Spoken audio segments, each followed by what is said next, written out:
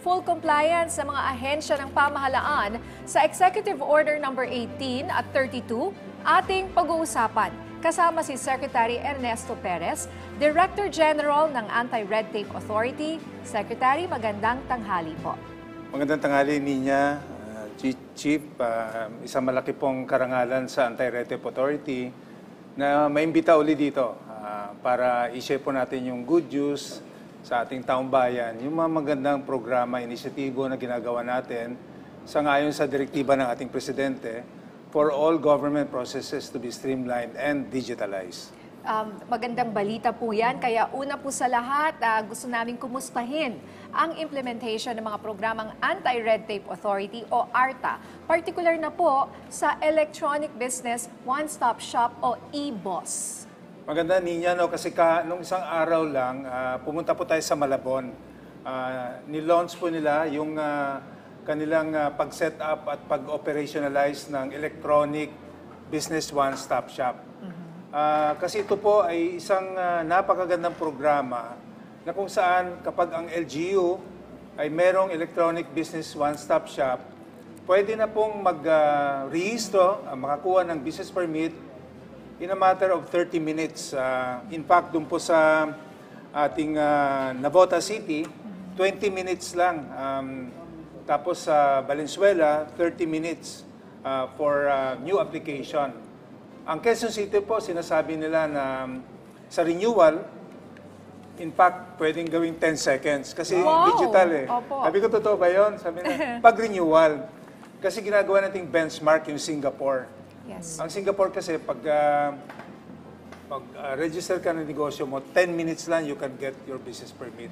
So hindi na po nagkakalayo ang Pilipinas kung yung ating mga LGUs ay tumupad doon sa requirement under Section 11C ng Ease of Doing Business Law, kung saan lahat ng LGUs dapat ay magkaroon na ng Electronic Business One-Stop Shop within 3 years from the effectivity of the law. Ang deadline po yun ay nangyari na noong June 17, 2021 kasi ang effectivity ng batas ay June 17, 2018. So, pero meron din naman tayong konsiderasyon sa kanila dahil hindi pa naman nakagkaroon ng sistema na na-develop ang DICT. Pero wala na pong dahilan ng mga LGU dahil merong libreng system na dinevelop ang DICT. Tinatawag po nilang Integrated Business Permitting and Licensing System. Kasama po natin dito sa pagpapatupad nito ang ating DILG.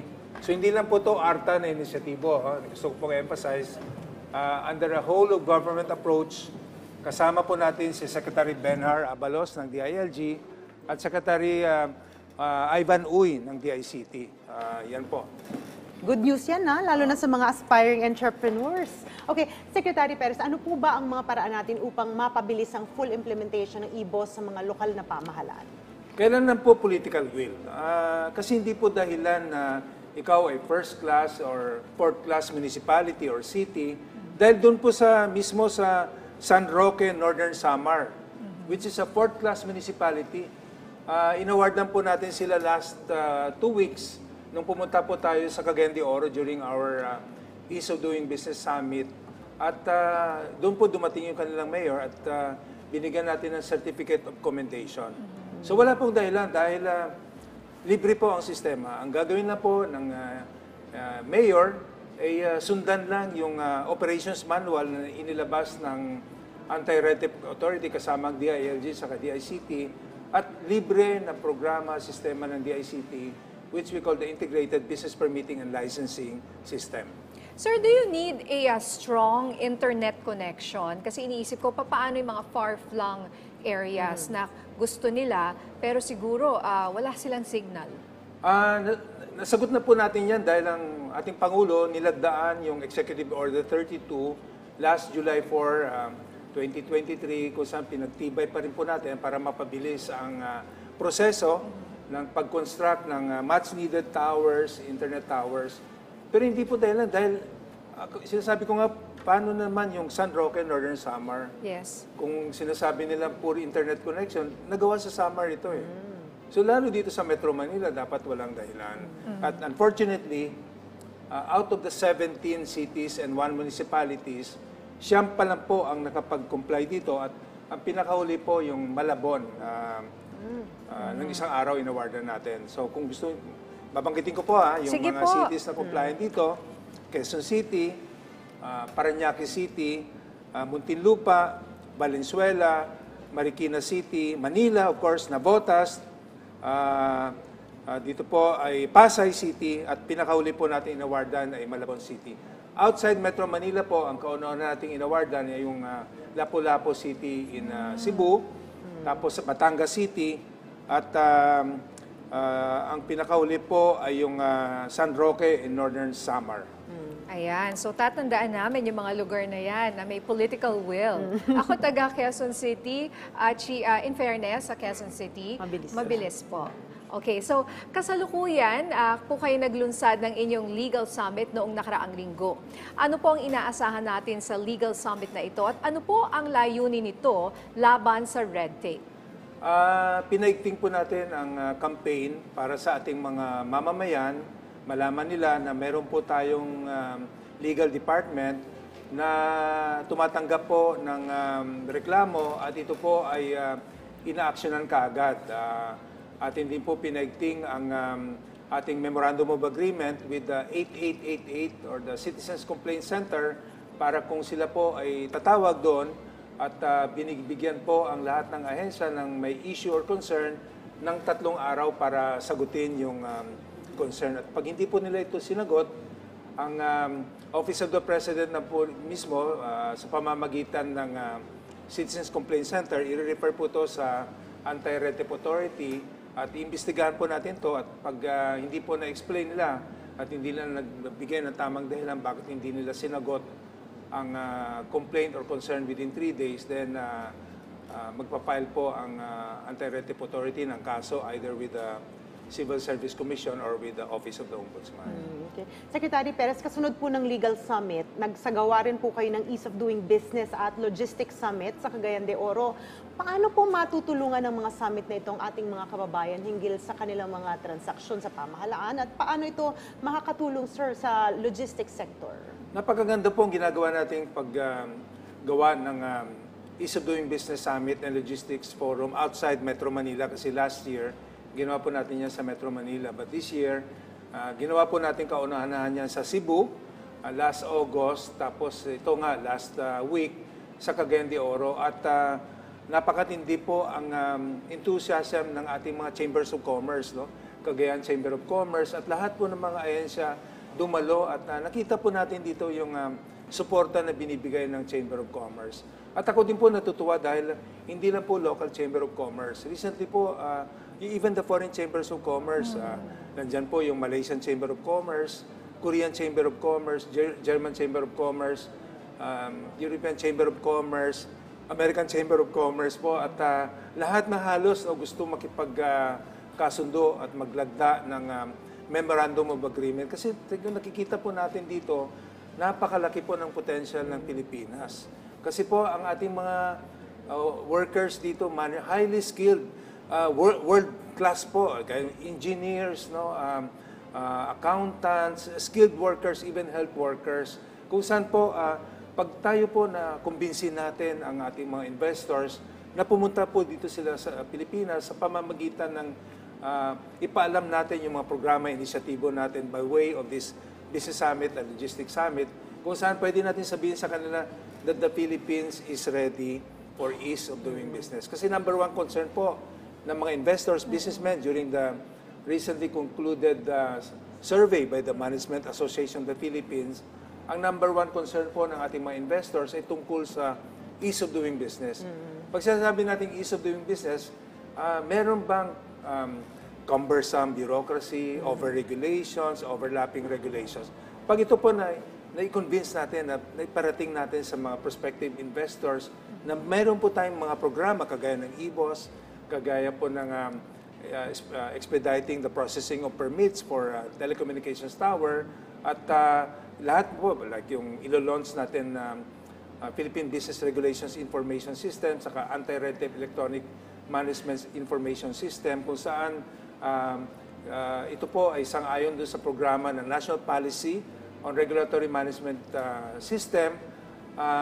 Pag ito po, kagaya ninyo, mga kasama natin sa media, pag atin po nakascade to proper information drive, makipagtulungan po tayo at with all confidence, I can say really that the Philippines is ready for ease of doing business. Kasi yun po ang direktiba ng ating Pangulo for all government agencies to streamline and digitalize their processes. Yun nga po, sir, mapapansin nga natin sa mga tema ng inyong mga forum o summit na isa sa mga prioridad talaga ng ARTA, ang partnerships with the private sector. So ano po pa ang mga iba pa ninyong bentahe dito at paano ninyo mapapalakas ang ARTA sa pagpapatupad po ng ease of doing business sa bansa? Unang-una po, ito po, asangay na rin sa testimonies no, ng mga nakapag-experience na ng mga ginagawa natin dito. Mabilis po umaksyon ang Anti-Red Tape Authority. In a matter of days, minsan po, na-action na natin kaagad. Kagaya limbawa po, nang merong ni-refer ang Korean Ambassador, within 1 week po, in-action na natin kaagad yan. At even yung Japanese company, within a day after it was referred to us, we acted on it immediately. Dahil ito po kasing ease of doing business law, napakagandang batas because all gaps are covered. Meron po tayong enabling and capacitating of agencies to comply with the requirements of the ease of doing business law. Meron din po tayong mandato na investigation and enforcement of the law. At ito po, maigting po natin pinagbabawal ang any agency to delay the processing or acting of any action on any application dahil sinasaad po ng ease of doing business law ng ahensya po meron lang standard processing time na either 3, 7, 20 working days to act on a application for permit or licenses. Pag hindi po nila na-observe ito, meron na pong violation at napakabigat po ng penalty. First offense lang, 6 months suspension. Second offense, dismissal from service. Tapos meron pang forfeiture of retirement benefits, perpetual disqualification, merong fine na 500,000 to 2 million, meron pang imprisonment na 1 to 5 years. So pag nalaman po ng ahensya at pinatawag sila ng ARTA, ina-action na nila kagad dahil alam nila, pag hindi nila in-actionan, ang susunod po na investigasyon, napapailan natin sila ng kaso. Okay. Secretary Perez, na-mention nyo nga po na maraming programa na ang ARTA. Pero aside from yung mga na-mention nyo po na mga programa, ano pa po ang programa meron ng Anti-Red Tape Authority na dapat po natin abangan at suportahan? Meron po tayong nilunsad na last year, pilot tested to 50 government agencies. Tinatawag po natin report card survey. At this year po, next month, palalawakin pa natin ang coverage from 50 agencies to more than 800 agencies. Ito pong report cards, napakaganda po ito. This will not only monitor the compliances of covered agencies, and talking of national government agencies, local government units, government-owned and controlled corporations, state universities and hospitals, water districts, except po yung legislature, tsaka judiciary, tsaka yung 4 na constitutional bodies. Sino man pong merong business or application with any government agency, pagkatapos po ng processing ng kanyang application, meron po siyang oportunidad na i-rate yung kaya nga report card survey. I-rate yung kind of service that he got from a particular agency. So the agency, knowing that the applicant or anybody who has business with that agency has that capability to rate the kind of service that they got. So medyo on alert sila.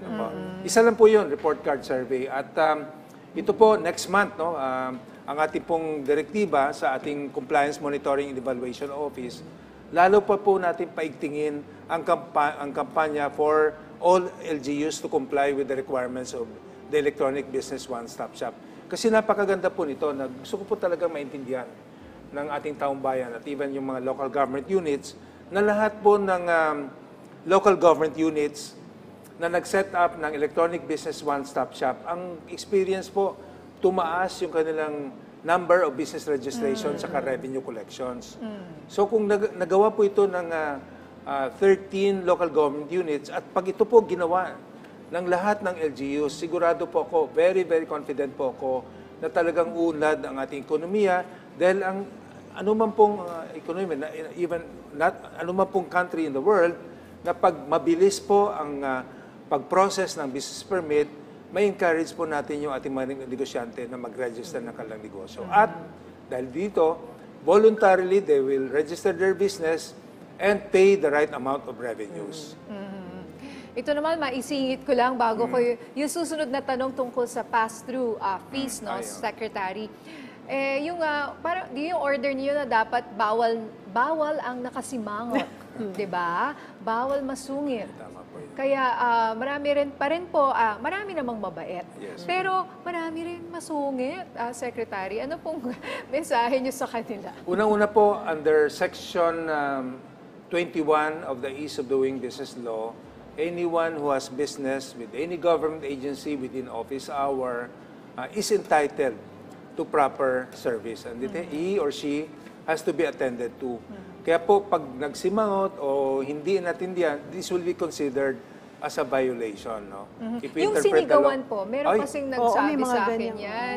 Meron po minsan sa social media, mag-ingat po kayo ha, kinukunan po kayo sa isang government agency. For example, may nag-power trip, for example, nagsisigaw doon, na parang tinrato niya yung nag-a-apply lang naman ng kung ano, na parang kung sino lang po, hindi naman ho dapat ganon. Kung niya, bawal na bawal yan. That is considered as a failure to attend to the applicant. At ang aplikante, pag nagreklamo sa ARTA at naimbestigahan natin maayos at na-establish nga na merong ganon, sigurado po papailan natin ang kaso. At alam nyo naman, napakabigat ng penalty. No?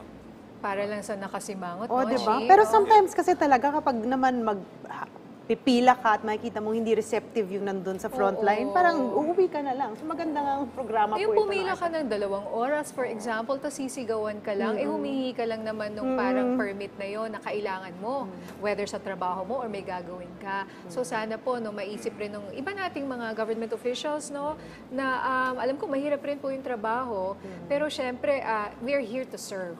So ito naman po nga, tungkol naman sa suspension ng pass-through fees sa ilalim ng Executive Order number 41.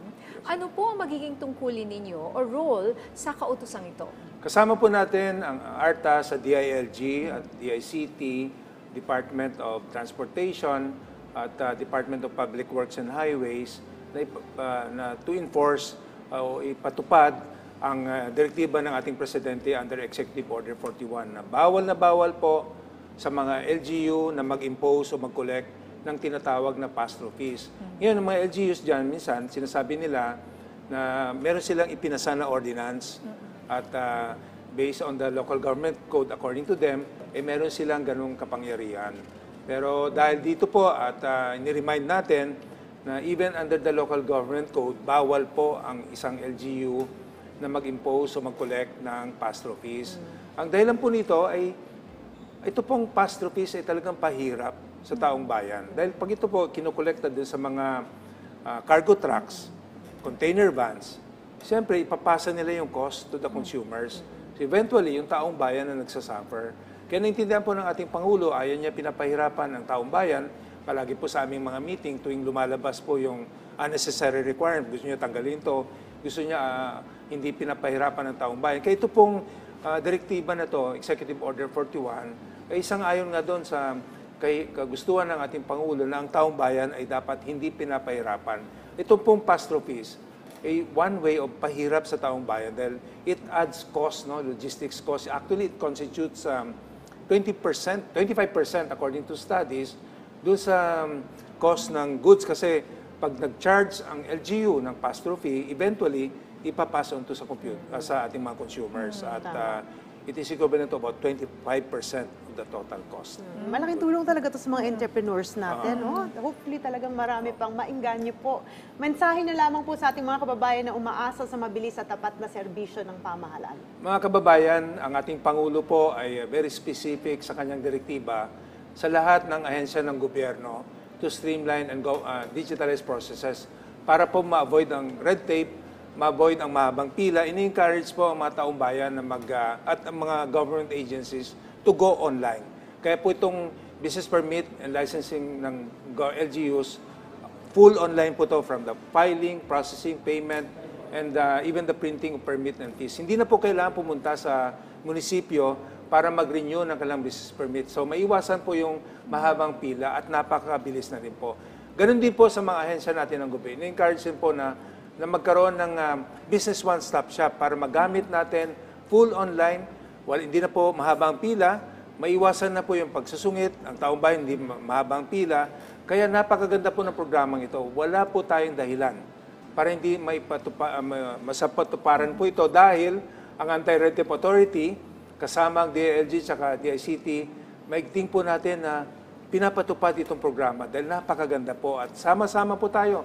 Alam ninyo, karapatan ninyo, kung meron kayong reklamo, kayo po ay tumawag sa 12782, hotline ng ARTA, o kaya sa 8888, o kaya mag-email po sa complaints@arta.gov.ph. Makakaasa po kayo ng Anti-Red Tape Authority, mabilis po natin aksyonan ang inyong reklamo, concern, whatever it is. Okay, 12782 or 8888. Madaling alalahanin yan. Thank you. Maraming salamat po sa inyong oras, Secretary Ernesto Perez, Director General ng Anti-Red Tape Authority o ARTA.